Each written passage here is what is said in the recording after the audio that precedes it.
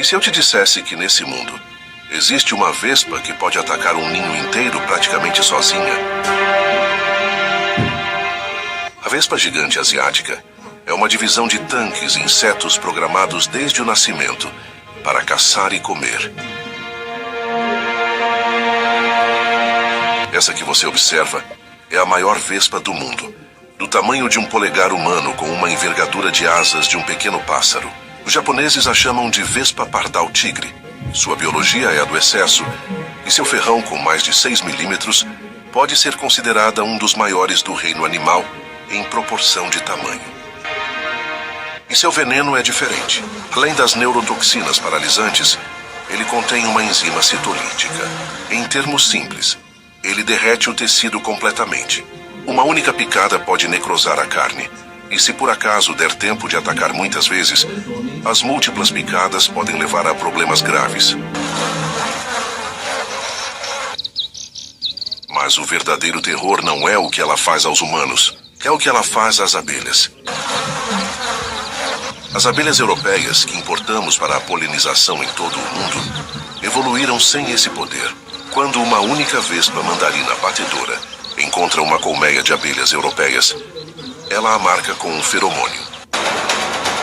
Ela volta para seu ninho e recruta um esquadrão de guerra, geralmente entre 30 a 50 vespas. O que se segue pode ser visto como uma batalha intensa, e isso pode acontecer até em ninhos de formigas. Isso é o equivalente a um esquadrão de helicópteros Apache atacando uma vila da Idade do Bronze. As vespas entram na fase de abate. Elas ignoram o mel.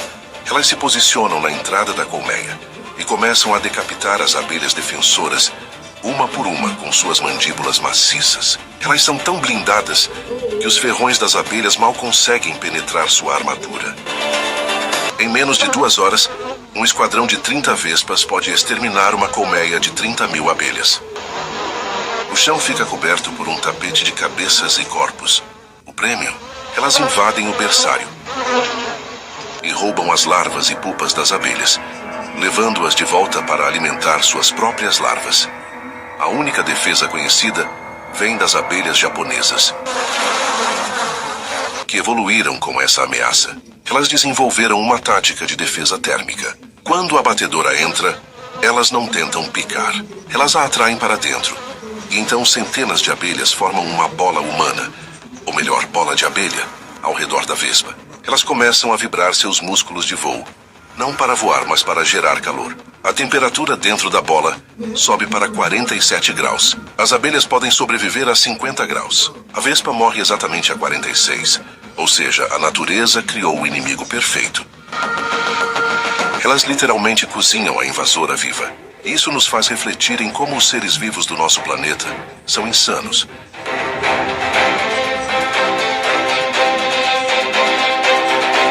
E aprenderam a sobreviver de diversas formas diferentes.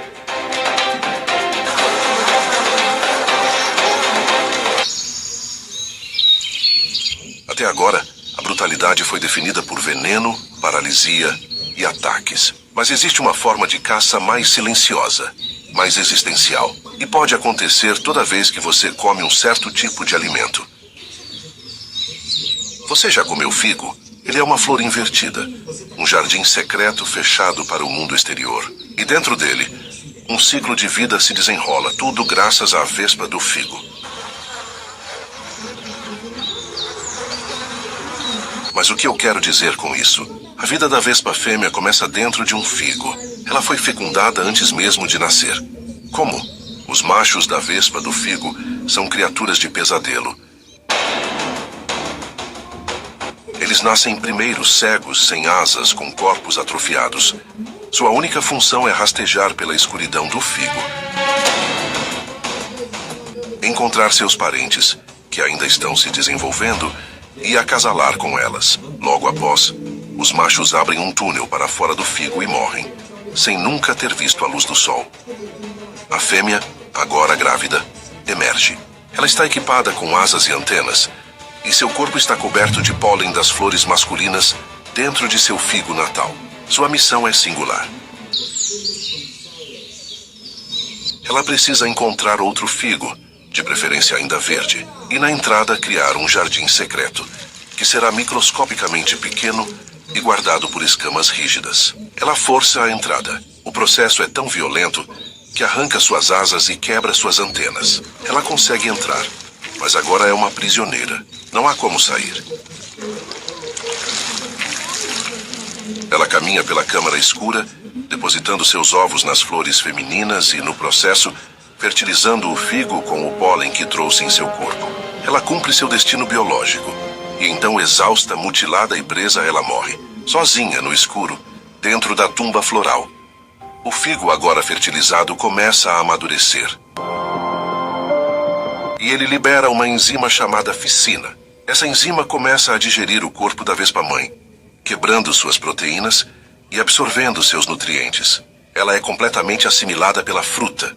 Portanto, a mutualidade entre o figo e a vespa é um pacto brutal.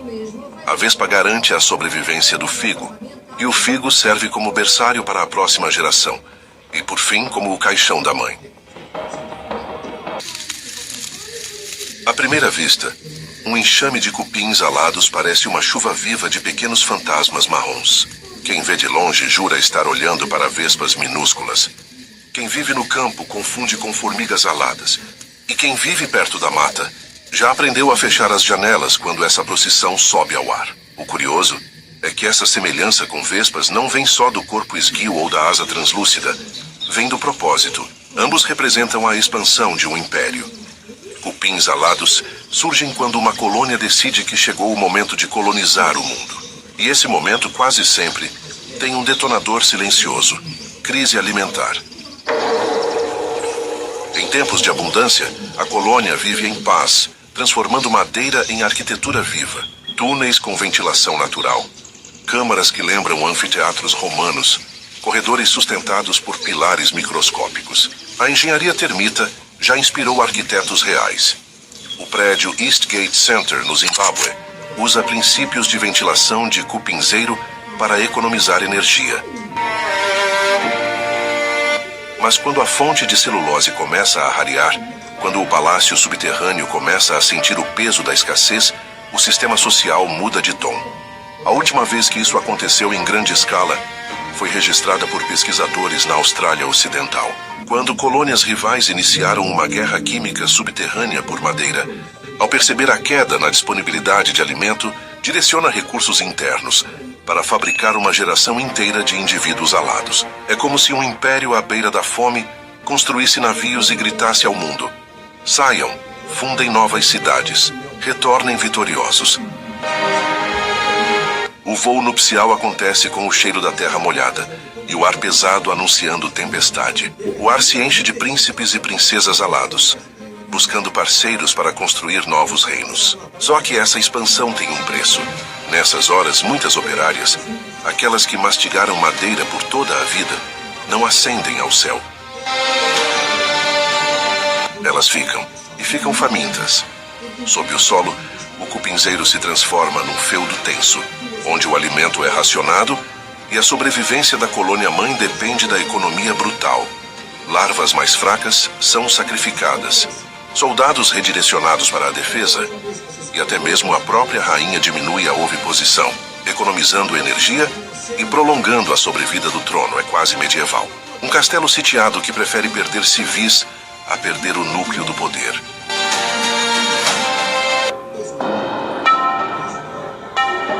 Imagine uma criatura com paciência de monge, olhos que enxergam o mundo em 3 dimensões e braços que lembram lâminas dobráveis, forjadas não por aço, mas pela lógica fria da evolução. Esse é o louva-a-Deus. Se existe um guerreiro silencioso no reino dos insetos, ele veste verde ou marrom e parece meditar antes de cada golpe. Só que meditação aqui é apenas cálculo. O louva-a-Deus caça pelo olhar. Cada presa é avaliada, como se o predador estivesse lendo o destino dela. E quando o único recurso ao redor são vespas, o jogo muda. Vespas são aerodinâmicas, agressivas, armadas com veneno e capazes de virar o ar numa zona de combate instantâneo. Atacar uma é quase uma filosofia de vida. Viver no fio da lâmina. Ainda assim, Estudos realizados no Japão em 2018 mostraram que louva-a-Deus não só enfrenta vespas, como as prefere quando outras proteínas escasseiam. O ritual é quase artístico. O ataque leva menos tempo do que o piscar de um olho humano, esmagada pouco a pouco, enquanto o predador inclina a cabeça como se estivesse ouvindo um antigo mestre. Esse comportamento parece poesia, mas nasce da necessidade pura. Quando o verão se extingue e as flores minguam, o louva-a-Deus precisa de proteína para completar a última etapa da vida, acasalar e deixar descendentes. Nesse período, já foram documentadas fêmeas em laboratório, alimentando-se quase exclusivamente de vespas, após a queda de abundância de moscas e pequenos gafanhotos. A natureza, nesse ritual, não oferece consolo. A espiritualidade aparente daquele monge inseto esconde uma urgência muito humana: comer ou desaparecer.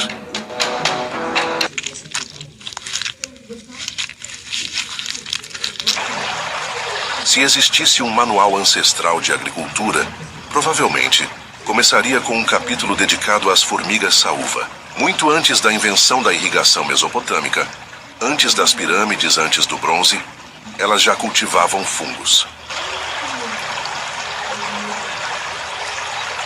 A civilização delas tem mais idade que a nossa. As saúvas transformam folhas em biomassa fúngica com a precisão de um laboratório. Operárias cortam, carregam, trituram, umedecem. Soldadas protegem, ninfas limpam, rainhas fundam cidades que podem chegar a 8 metros de profundidade e milhões de habitantes. O que chamamos de Mukuri, aquela entrada cheia de terra revolvida, é só o vestíbulo de uma metrópole. E por mais incrível que pareça, existe registro científico de vespas invadindo essa mega capital subterrânea. Em 2015, pesquisadores da Sociobiology Journal relataram a entrada de vespas parasitas nos túneis de Ata em Minas Gerais. Essas invasoras não tentaram derrubar o império.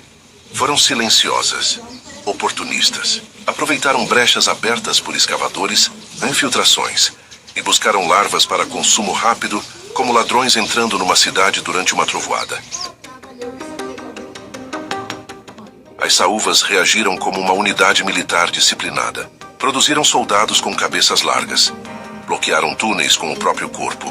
Redirecionaram operárias para desinfetar áreas invadidas e transportaram o fungo simbionte para câmaras secundárias.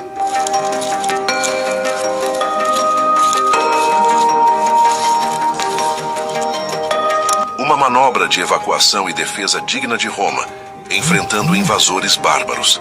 E vale lembrar, essas formigas já enfrentaram inimigos muito mais constantes, micro-organismos. A superfície do corpo delas carrega bactérias simbióticas que secretam compostos antimicrobianos. Cientistas da Universidade de Wisconsin estudaram esse sistema e descobriram moléculas inéditas com potencial farmacêutico. Ou seja, enquanto nós escrevemos livros e erguemos muros, elas sintetizam antibióticos e reorganizam megacidades subterrâneas. E quando uma vespa ousa cruzar essa fronteira, encontra séculos de guerra evolutiva esperando do outro lado.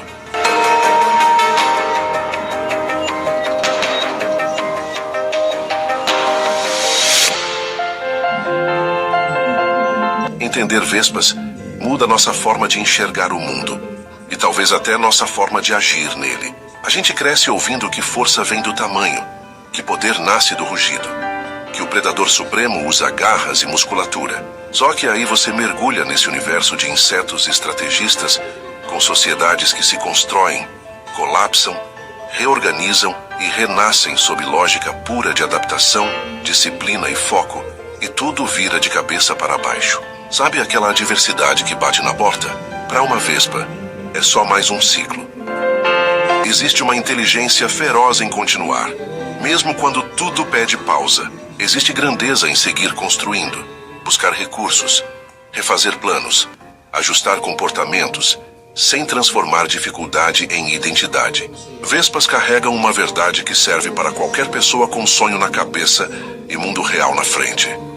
Disciplina vence empolgação. Adaptação supera força bruta. Consistência constrói reinos invisíveis que um dia viram muralha. O que aconteceria se você aplicasse o mesmo ritmo? Se tratasse cada dia como um pedaço de ninho, cada esforço como fibra que segura sua estrutura, cada fracasso como transição para uma fase mais afiada e mais forte. Se uma vespa consegue moldar o mundo dela com foco e persistência, imagina você. Com consciência, criatividade e história. Ninguém te entrega a colmeia pronta, então construa a sua. Mantenha a mente afiada. Observe como as vespas fazem mais com menos. Proteja seu espaço, reconheça aliados, aprenda com cada ciclo e siga firme. Nos vemos no próximo vídeo. E que você voe com propósito. Porque quem aprende com vespas nunca vive pequeno.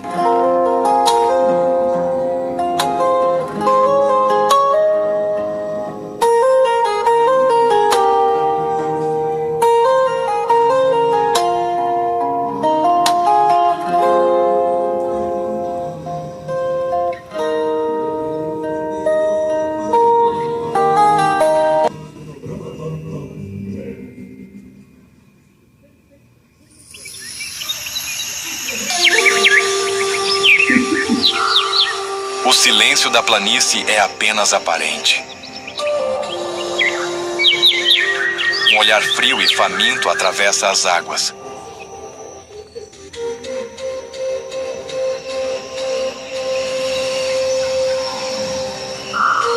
Um passo lento ecoa na margem.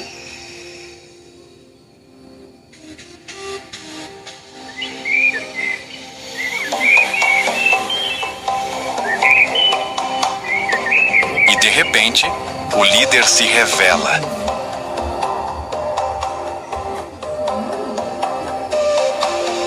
Mas aqui, no coração da América do Sul, nenhum reinado é eterno. Este é um palco de sobrevivência onde cada criatura é ao mesmo tempo caçador e presa, guardião e fugitivo. Um território onde a vida não apenas floresce, mas também resiste.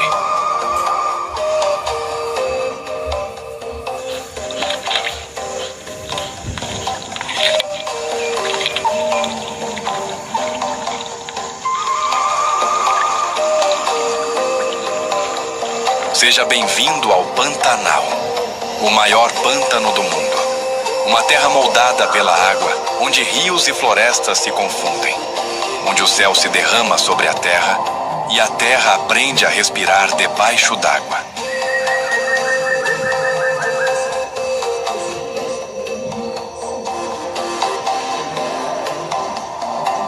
Há milhões de anos, um terremoto cósmico remodelou a face do continente sul-americano.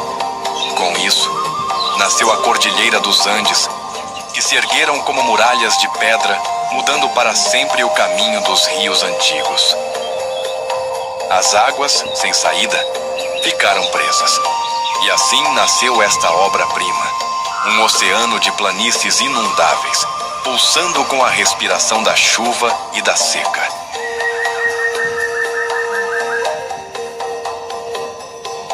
Com 195 mil quilômetros quadrados, o Pantanal é 20 vezes maior que os Everglades, nos Estados Unidos. Uma imensidão onde mais de 4.700 espécies de plantas e animais encontraram refúgio.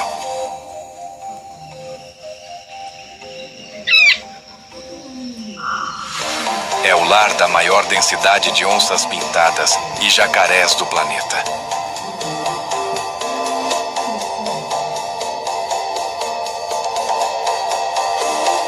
É caminho de aves migratórias, abrigo de capivaras e sucuris.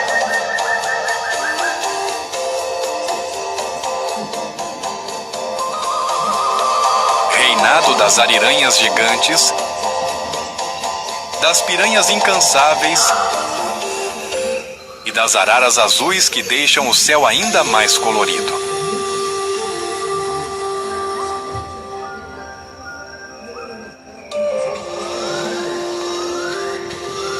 Mas o Pantanal não é uma terra de calma.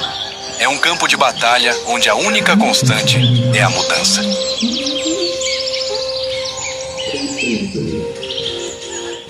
Na cheia, 80% da planície se transforma em espelho líquido. A água transborda, apaga fronteiras e árvores, peixes e pássaros compartilham o mesmo espaço.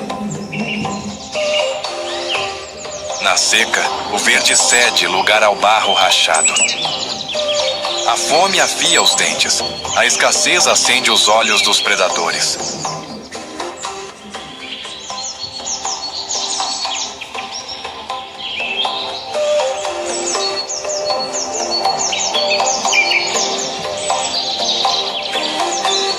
O Pantanal é mais que paisagem, é espetáculo.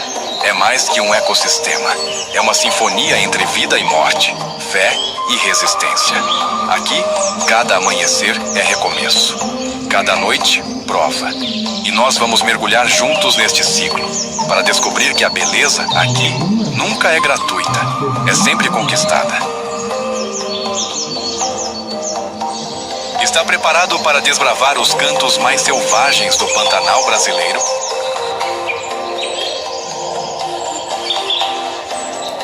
Então já deixe seu like no vídeo e se inscreva no canal se ainda não for inscrito, pois agora vamos conhecer todas as belezas vivas deste lugar magnífico.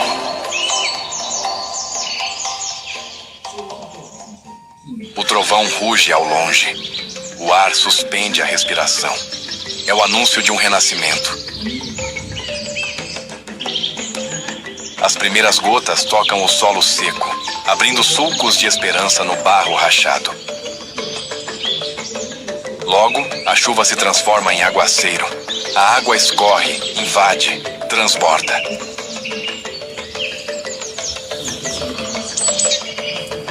O Pantanal desperta. Em poucas semanas, 80% da planície fica submersa. O que antes era poeira e pó, agora é lago infinito. Os rios não conhecem margens. As florestas viram aquários vivos. A fronteira entre terra e água desaparece. Nos troncos inundados, aves mergulham em busca de pequenos peixes.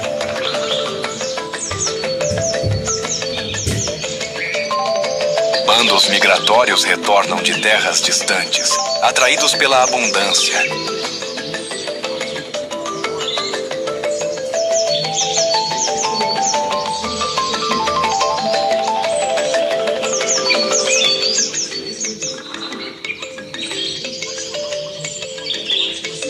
Cardumes sobem os rios como se fossem rios dentro de rios. Tudo respira o mesmo ritmo, o da água que chega para devolver a vida. Mas junto com a fartura, vem o desafio. A cheia transforma o Pantanal num banquete para predadores. E entre eles estão os mais barulhentos, ousados e vibrantes caçadores do rio.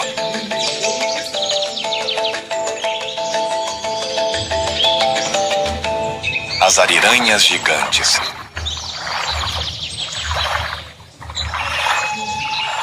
Elas não passam despercebidas. Diferente da onça, que caça em silêncio, ou da sucuri, que embosca sem ser notada, as ariranhas anunciam a sua chegada. Vozes firmes ecoam sobre a superfície como tambores de guerra. Risadas, assobios, estalos. É uma linguagem própria, cheia de códigos.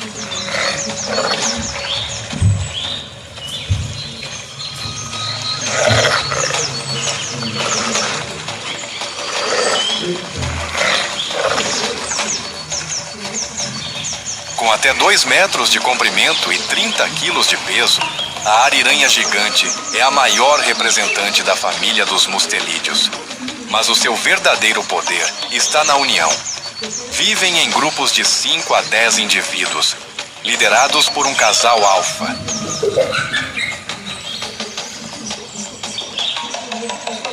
Suas caudas grossas cortam a água como remos. Em poucos segundos, a manada atravessa o rio. A cada mergulho, uma explosão de bolhas. Quando surgem de volta à superfície, os olhos brilham como se dançassem.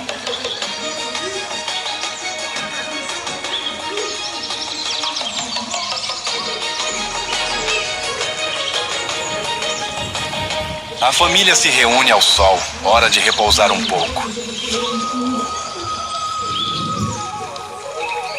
Mas também é válido uma brincadeira com os filhotes na água. Afinal, conhecer bem a fonte de alimento é importante desde pequenos.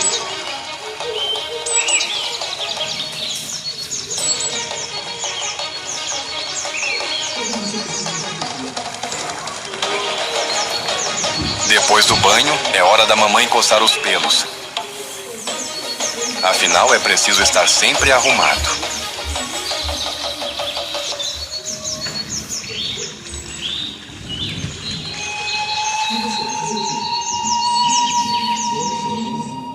Mas a vida não é só banhos, brincadeiras e descansos. Também é preciso buscar o alimento da família. Afinal, os filhotes precisam crescer fortes e saudáveis para continuar o ciclo familiar.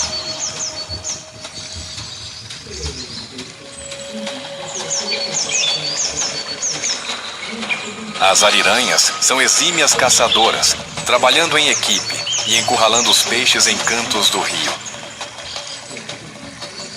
garantindo mais um dia bem-sucedido de caça. Ainda assim, o Pantanal não é lugar de ingenuidade. Um inimigo ancestral ronda as mesmas águas. O jacaré-açu, um dos maiores predadores do continente. E as ariranhas sabem muito bem disso. O líder do grupo comanda a fuga, pois a ordem é muito clara.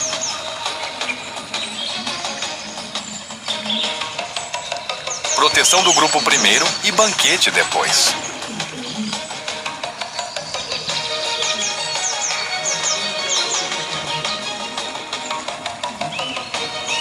Agora sim, chegou a hora do almoço.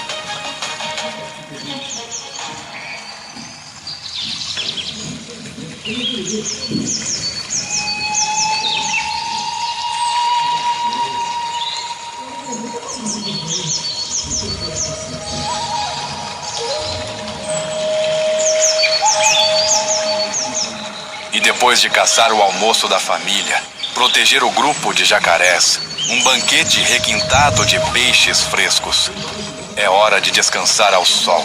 Afinal, ninguém é de ferro, não é mesmo?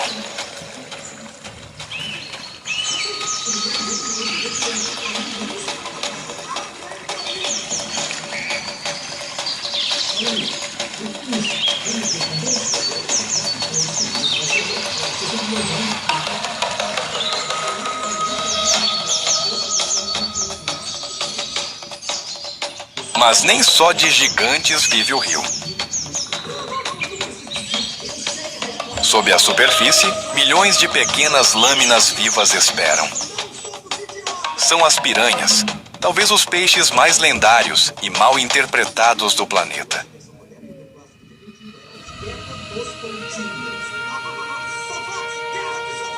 Com até 50 centímetros, dentes cerrados como facas e uma mordida capaz de arrancar pedaços em segundos. As piranhas carregam a fama de assassinas implacáveis. Mas o mito esconde a realidade. Elas são também faxineiras do Pantanal. Alimentam-se de restos, de carcaças, de animais feridos. Limpam as águas, evitam a propagação de doenças. Sem elas, o rio seria um cemitério em decomposição.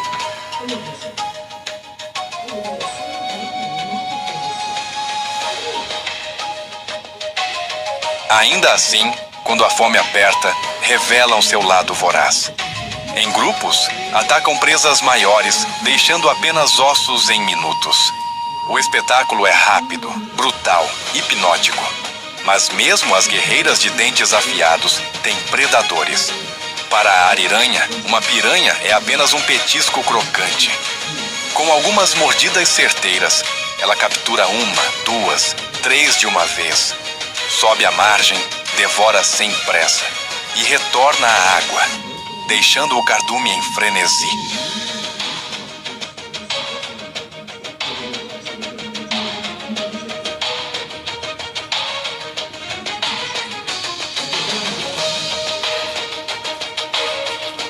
A vida no Pantanal é sempre uma inversão de papéis. Quem caça hoje pode ser caçado amanhã. Aqui, ninguém é intocável.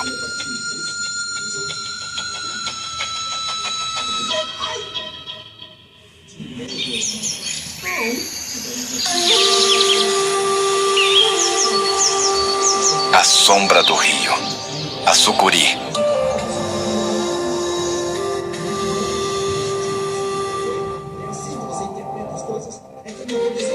No fundo do lodo, onde a luz se dissolve em penumbra, um corpo imenso descansa imóvel. É a sucuri, a maior serpente do mundo, senhora invisível dos rios pantaneiros. Pode alcançar 8 metros de comprimento e pesar mais de 100 quilos. Mas não é no tamanho que mora o seu segredo, e sim na estratégia. A sucuri não precisa correr, não precisa anunciar. Ela espera. Com a pele camuflada em tons de verde e marrom, mistura-se ao barro e às plantas aquáticas. Apenas os olhos e as narinas ficam expostos, quase imperceptíveis à flor da água.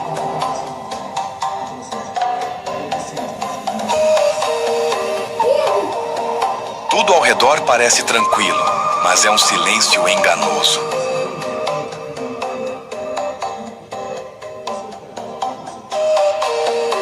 Qualquer descuido pode ser o último.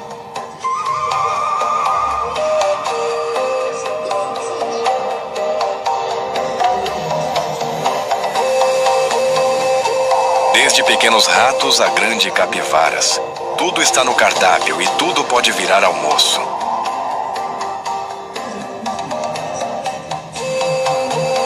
De repente, a calma se rompe. A sucuri dispara como uma flecha viva. Em um movimento rápido, enrola-se ao redor da vítima. A pressão é descomunal, capaz de esmagar ossos e deter a respiração em minutos. Não há escapatória. O rio recebe em silêncio a nova vida que se converte em alimento.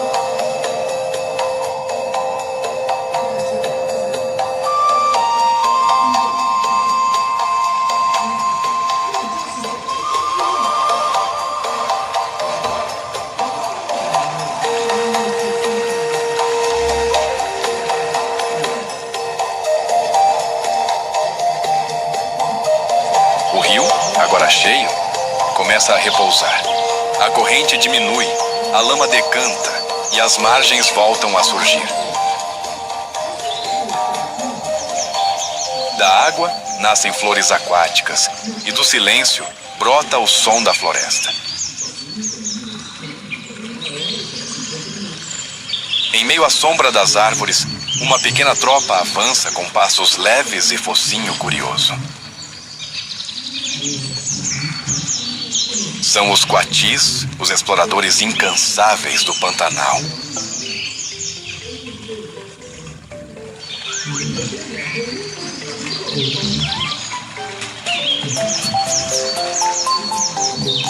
Onde quer que haja cheiro de fruta, inseto ou mistério, eles estão lá. Os coatis são os jardineiros inquietos do Pantanal. As caudas listradas se erguem como bandeiras no ar úmido. Um a um, os coatis caminham em fila, liderados por uma fêmea experiente que fareja o chão com precisão de caçadora. Eles não apenas procuram alimento, procuram vida.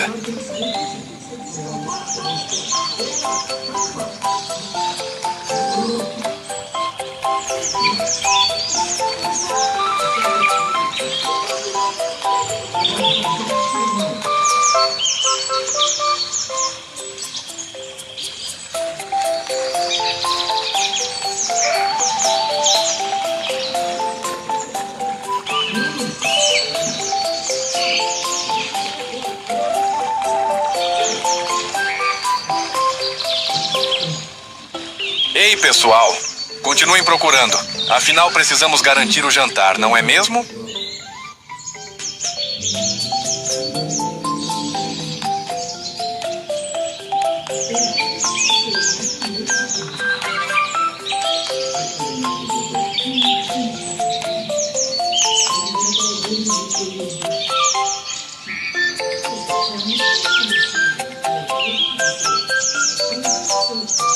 A floresta responde ao toque dessas pequenas mãos inquietas.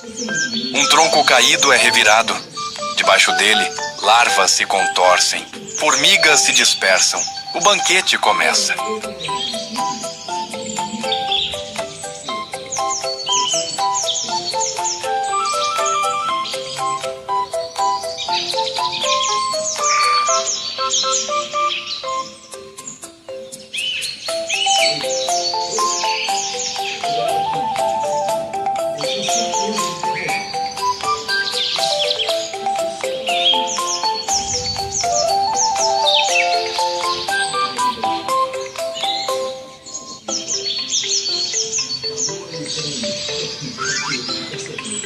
Mais adiante, uma árvore carrega frutos maduros, perfume doce que paira no ar.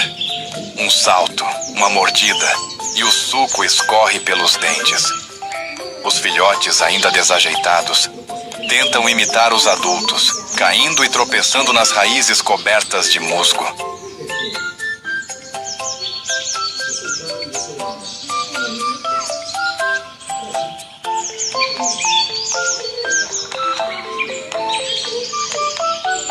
A floresta observa atentamente, mas os coatis parecem não se importar e continuam seu trabalho em busca de alimento de forma encantadora.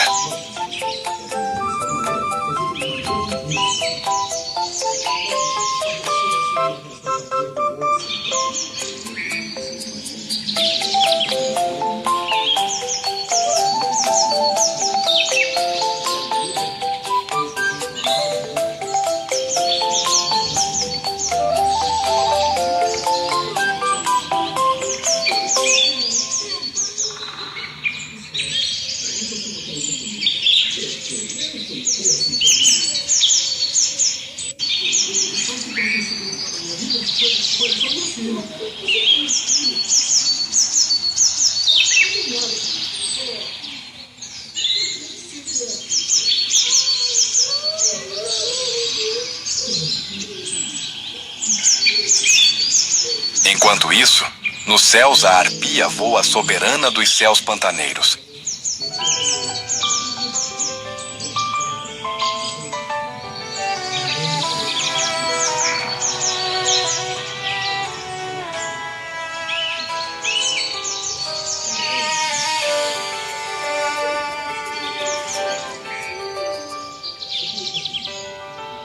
No alto, onde o verde vira infinito, uma sombra colossal corta o céu.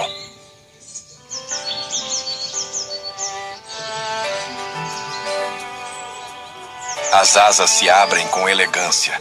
É a arpia, a águia mais poderosa das Américas, soberana indiscutível do ar.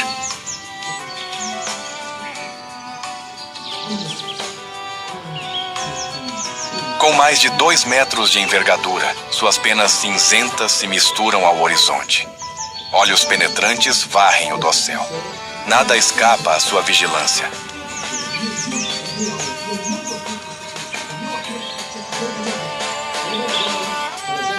Lá embaixo, um grupo de macacos prego brinca entre os galhos, pulando de árvore em árvore. Um deles se afasta, curioso, distraído. É o suficiente. A arpia recolhe as asas e mergulha.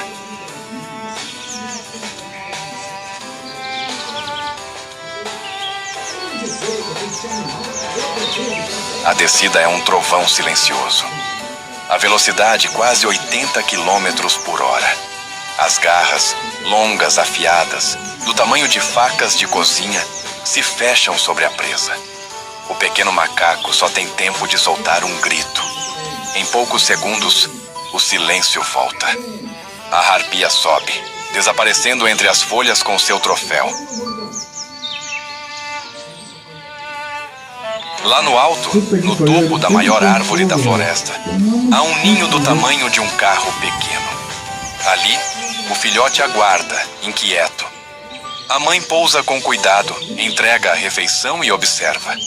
A vida da arpia é feita de paciência e precisão.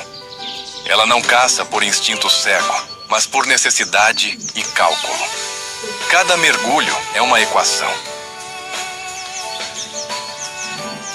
A harpia é mais que uma predadora, é um regulador natural. Caça preguiças, macacos, aves grandes, evitando que suas populações cresçam demais. Mantém o equilíbrio, impede o colapso do ecossistema. Seu olhar é 8 vezes mais aguçado que o do homem. Ela enxerga movimentos sutis a centenas de metros. Suas garras esmagam ossos, mas também se firmam com delicadeza em galhos finos. Força e leveza coexistem em perfeita harmonia.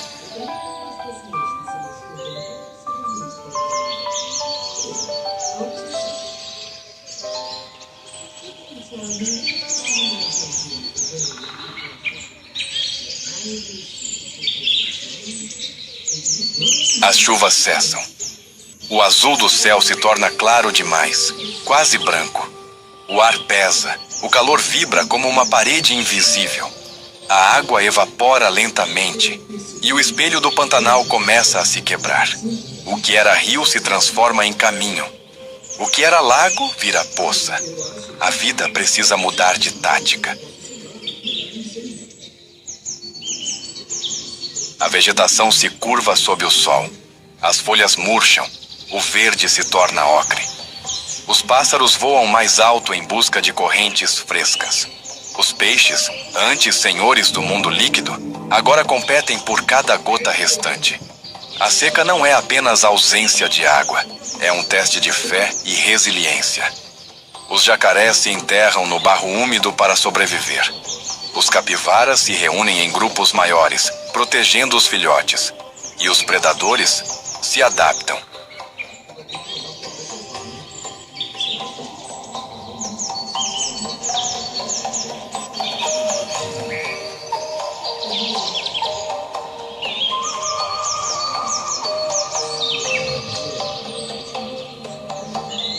É a estação dos caçadores pacientes. A onça se move devagar, calculando cada passo. O capim seco range sob suas patas. Ela sabe que cada ruído pode denunciar sua presença e que cada erro pode custar uma refeição. Durante o dia, o calor é insuportável. As onças buscam sombra sob árvores retorcidas, esperando o entardecer. À noite, com o ar mais fresco, voltam a reinar. Os olhos dourados refletem o brilho das estrelas. A selva adormece, mas o perigo não.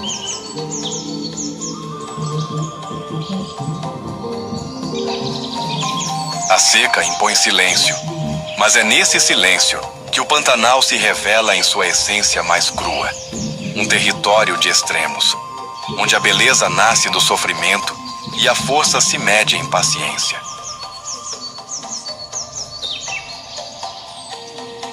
Onça pintada, soberana das margens secas.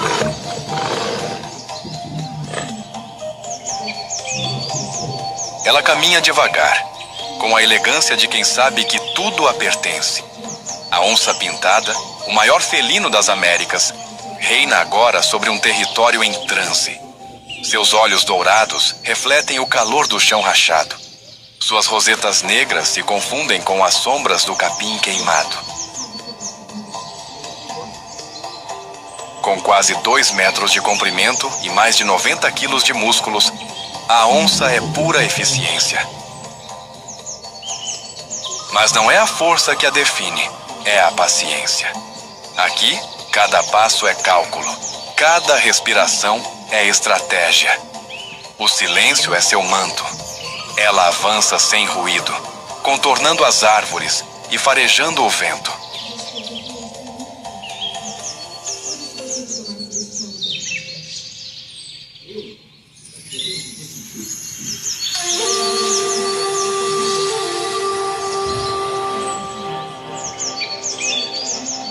Ela está há algumas horas acompanhando um grupo de capivaras.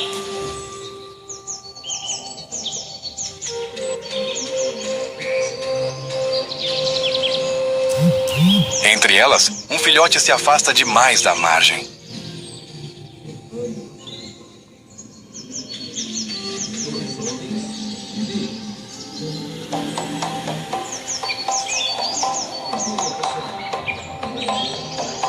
O instinto fala mais alto. A onça se agacha, o corpo tenso, o rabo imóvel. O mundo parece parar.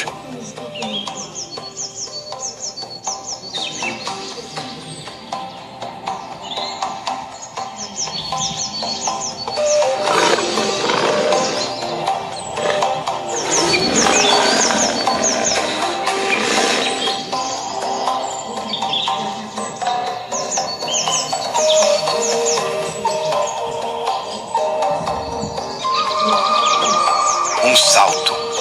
O som seco das garras contra o chão. Um rugido contido. Um estalo de ossos. E tudo termina em segundos. A capivara é arrastada para a sombra. A caçadora se deita sobre a presa, ofegante, mas alerta. Nada no Pantanal pertence a um só dono por muito tempo.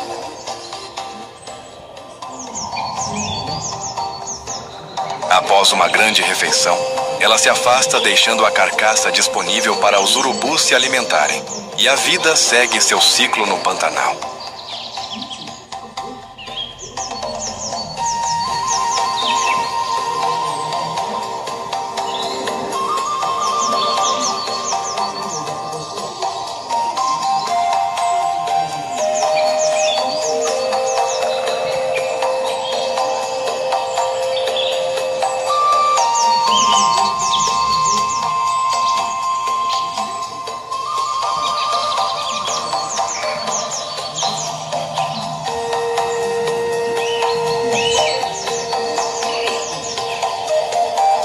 Quando a noite cai, o calor alivia e a onça se move novamente.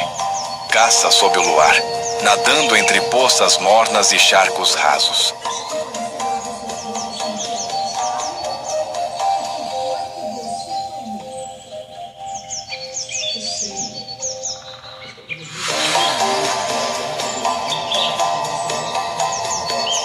Poucos sabem, mas ela é uma exímia nadadora. Uma das raras felinas que amam a água. É ali, na fronteira entre o lodo e o espelho líquido, que ela encontra presas improváveis, como jacarés.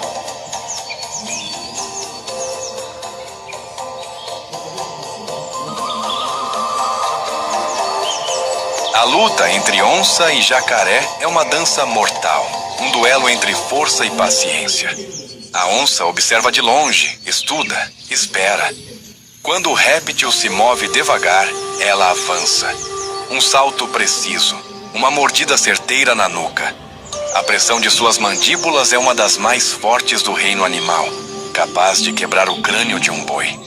O jacaré resiste por um instante, depois se entrega ao destino.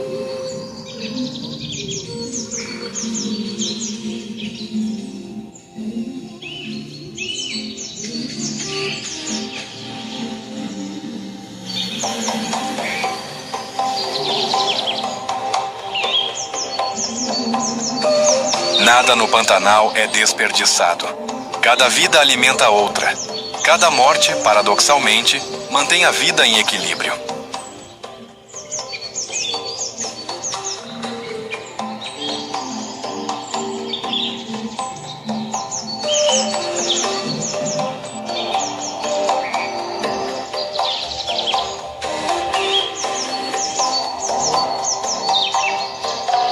Mas quando as chuvas se vão e a lama domina, o verdadeiro rei da água desperta. O jacaré do Pantanal, também conhecido como jacaré do Paraguai, é o guardião silencioso das poças que restam.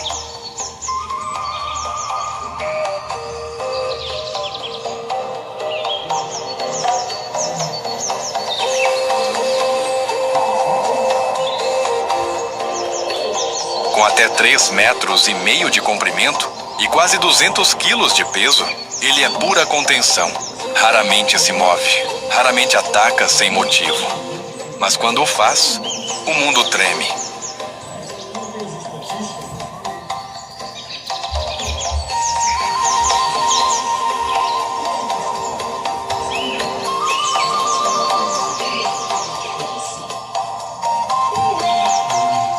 De olhos semiabertos e corpo imóvel, parece um tronco de madeira boiando.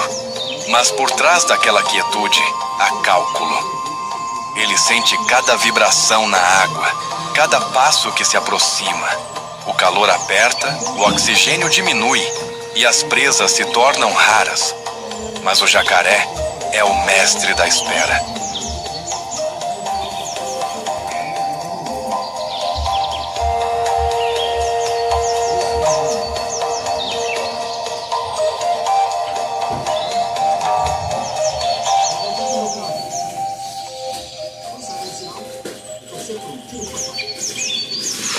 Com a capacidade incrível de ficar totalmente imóvel por horas, ele consegue que as presas se aproximem até o momento do ataque fatal.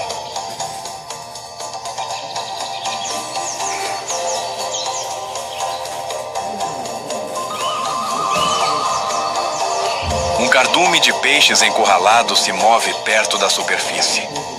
O jacaré não se apressa. A paciência é sua arma.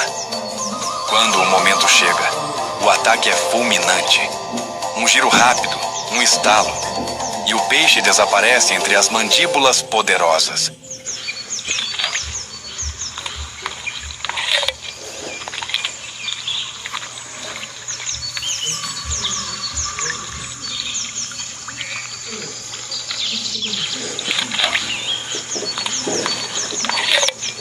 Com uma mordida de até 900 quilos, o jacaré pode esmagar até ossos, mas nem sempre caça. Muitas vezes, limpa o ambiente, alimentando-se de carcaças deixadas por outros predadores. É um guardião do equilíbrio, um reciclador da morte.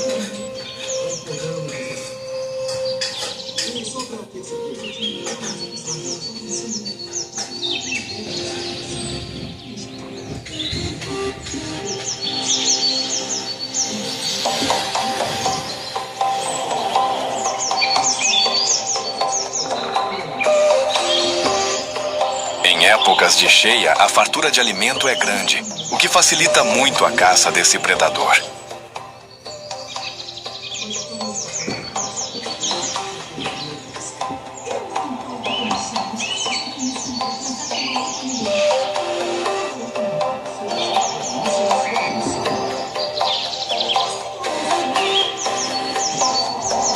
Já na seca, cada charco vira um império disputado. Jacarés se enfrentam em duelos silenciosos, onde o som do impacto da cauda é aviso e desafio.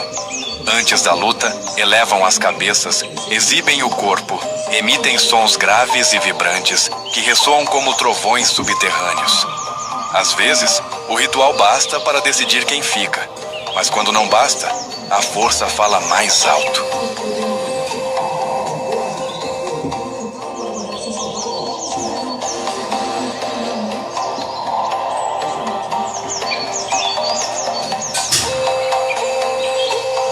Quando o calor se torna insuportável e a água desaparece por completo, o jacaré realiza seu milagre biológico.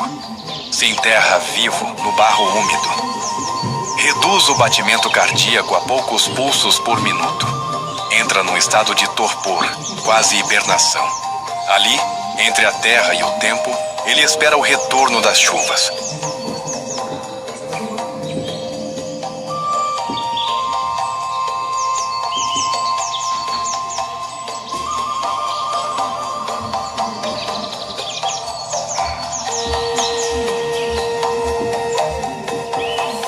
E quando o primeiro trovão ecoa, ele desperta, como se nunca tivesse dormido. O jacaré do Pantanal é a própria metáfora da planície, lento, paciente, indestrutível. Seu trono não é de ouro nem de força, mas de resistência.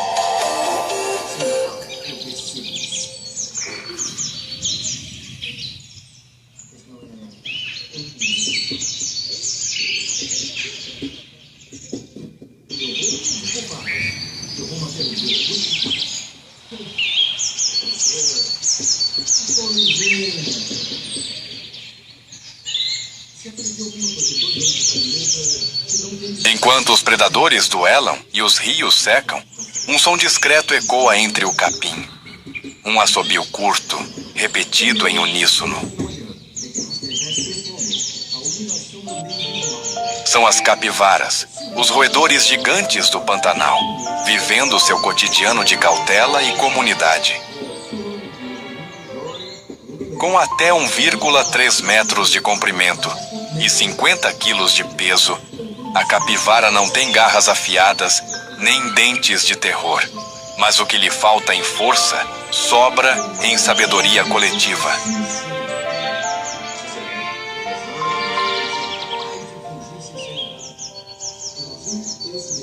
Vivem em grupos de até 30 indivíduos, liderados por um macho dominante. Enquanto uns pastam, outros vigiam. Cada orelha é um radar, cada farfalhar uma possível ameaça. A água é seu refúgio. Quando o perigo surge, uma onça, um jacaré, um cão vinagre, o bando se lança de uma vez para dentro do rio. Sob a superfície, nadam com graça. Podem permanecer até 5 minutos submersas, escondendo até o último fio de pelo.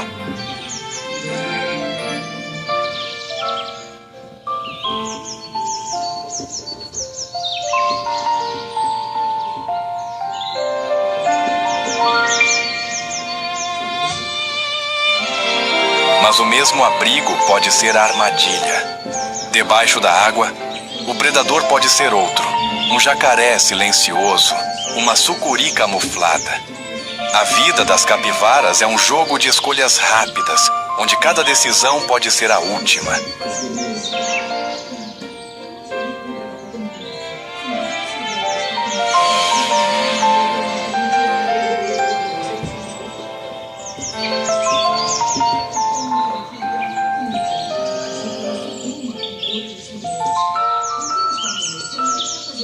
Durante a seca, quando o capim desaparece e as poças se tornam pequenas, as capivaras mostram o poder da adaptação. Alimentam-se de raízes duras, plantas secas, até da própria sombra se fosse preciso. E para aproveitar cada nutriente, possuem um truque biológico impressionante. Reconsomem as próprias fezes, extraindo delas o que restou de energia. É o ciclo da natureza levado ao extremo. Nada se desperdiça.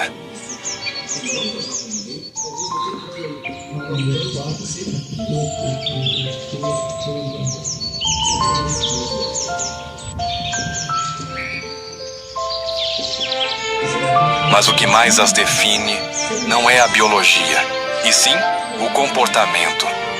As capivaras são símbolo de convivência e equilíbrio. Raramente brigam, mesmo em tempos de escassez. Convivem com aves, com jacarés, com outros mamíferos. Em muitas lagoas, é comum vê-las pastando ao lado de um jacaré imóvel. Predador e presa dividindo o mesmo espaço, conectados pela necessidade de sobreviver.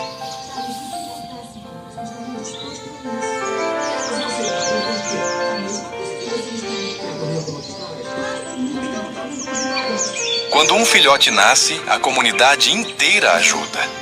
As fêmeas compartilham o cuidado, amamentam juntas, protegem os pequenos do perigo. É uma sociedade regida por empatia, talvez uma das mais cooperativas do reino animal.